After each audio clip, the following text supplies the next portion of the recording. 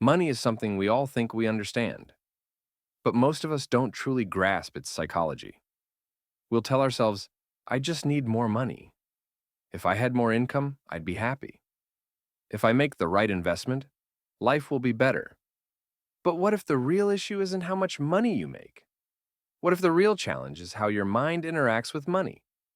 Today we're diving into one of the most insightful ideas about wealth ever written, The Psychology of Money by Morgan Housel. Not the financial rules you've heard 1,000 times, but the human thoughts and behaviors that drive every financial decision. This is not just about money. This is about us, our choices, fears, habits, and what we believe success really means. Stick with me, because what I'm about to share could change the way you think about money forever. The big misunderstanding about money. Here's something interesting. People think financial success is a formula, a set of steps you follow. But real financial success, the kind that lasts, is shaped by behavior, not spreadsheets. Two people can have the exact same knowledge, live in the same city, have the same income, but one becomes wealthy and the other doesn't. Why? Not because of intelligence, not because of luck, but because of behavior. Money decisions are almost never made in a vacuum. They are deeply tied to emotion, ego, fear, and identity. In fact, knowing the right thing to do and actually doing it, those are two completely different things. What smart people get wrong. Here's a paradox. People with financial education sometimes do worse with money than people with less education. Why? Because knowledge is not the same as behavior. Smart people know compound interest, diversification, risk management, but understanding those ideas intellectually doesn't mean they'll apply them when it matters most. The psychology of money, Morgan Housel says, comes down to simple behavior done consistently, not complex theories done once.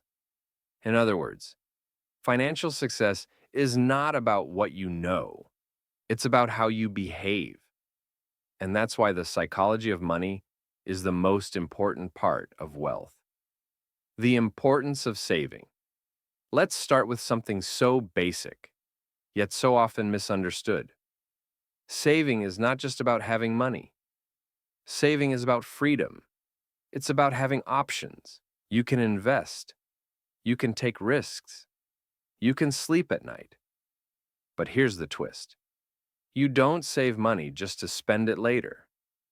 You save money so you don't have to give up freedom. And that brings us to one of the most powerful truths in the psychology of money. Wealth is what you don't see. That might sound strange at first, but think about it. Someone driving a flashy car might look wealthy, but true wealth is in the bank accounts you never show. Wealth is the financial freedom you have, not the fancy things you buy. Compounding. Not magic, but consistent. We hear about compound interest all the time. But how many of us really grasp its power?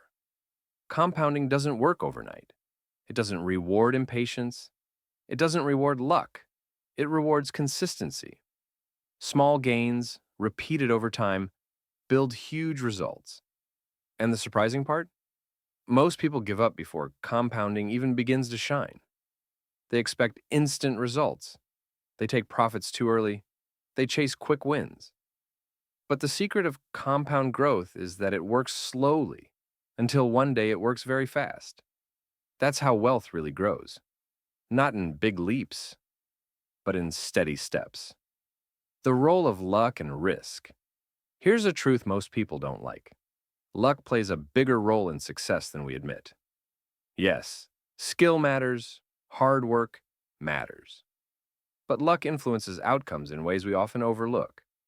For every billionaire who says, I worked for this, there's a story about timing, opportunity, or circumstance they didn't control. But there's another side to luck.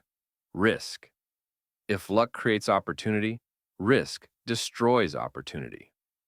The most successful people in life are not those who avoid risk. They are those who understand risk and manage it wisely. If you take a risk without understanding it, then you're gambling, not investing. Smart financial behavior isn't about avoiding risk entirely. It's about knowing what risks you're taking and only taking ones you can afford. Why comparison is dangerous. Comparison is a silent wealth killer. You might achieve financial success, but then feel unhappy because you're comparing your journey to someone else's highlight reel, someone else's big house, their sleek car, their exotic vacation. We've all seen those posts on social media. But here's the psychology behind it. Comparison shifts your focus from your own goals to other people before you go. If this message helped you even a little, take 1 second to support the channel. Like the video, subscribe for daily motivation, and keep showing up for yourself. Your future self will thank you.